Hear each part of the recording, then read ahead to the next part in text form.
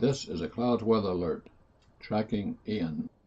Meteorologist Casey Cloud back here on this late Thursday morning, having to come back on right now for some more live coverage because we have a particularly dangerous situation developing here just in the last 10 minutes or so towards St. Johns County. Weather Service becoming more concerned. We were hoping we could get past the high tide here without maybe life-threatening conditions, but that no longer looks to be the case. We've seen some heavier rain set up, and the Weather Service telling us here that at about 11:21, emergency management was reporting water inundated mobile homes there, inundating those mobile homes near Holmes Boulevard and State Road 207.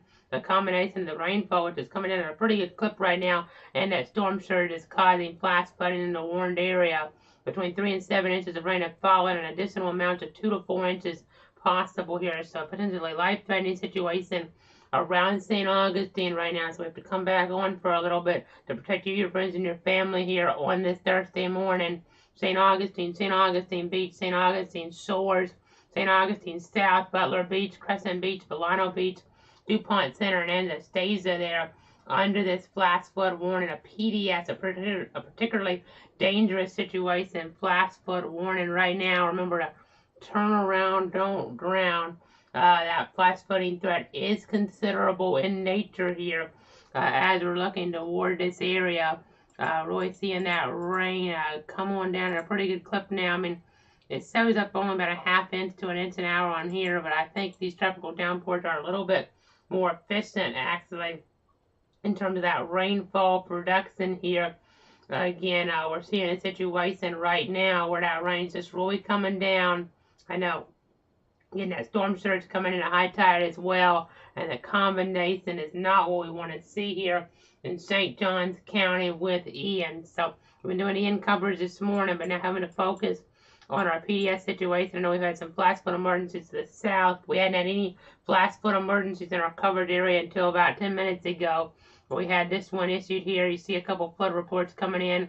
Flash flooding reported there with water entering homes there, St. Augustine South, and then flooding reported on Keene Street in St. Augustine. So we're starting with this setup here to get a more life-threatening situation. We still have another high tide. We might have to get past here later tonight in this area.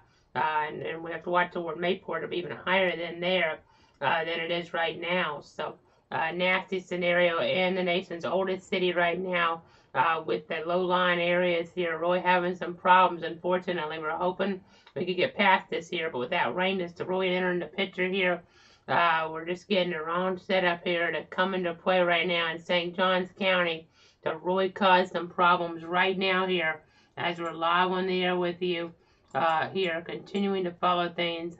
Very busy last couple of days here, very busy last week or so.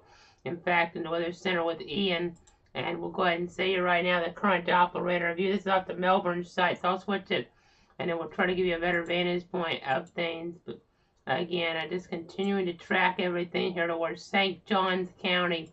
Again, a considerable flash flooding threat right now in St. Johns County here. We were thinking Flagler might get a little bit worse, but their overall setup there sometimes not quite as vulnerable to flooding and that rapid water rise like what we've seen here in just the last little bit in St. John's. So rapid water rise here in St. Johns County, a potentially life-threatening weather situation right now towards St. Johns County as we continue to track Ian and its impacts here, Tropical Storm Ian. So I know we've been with you for a while here with coverage. We were on here for a while this morning, giving you the latest for a better part of 4.5 hours, on for 8 hours yesterday.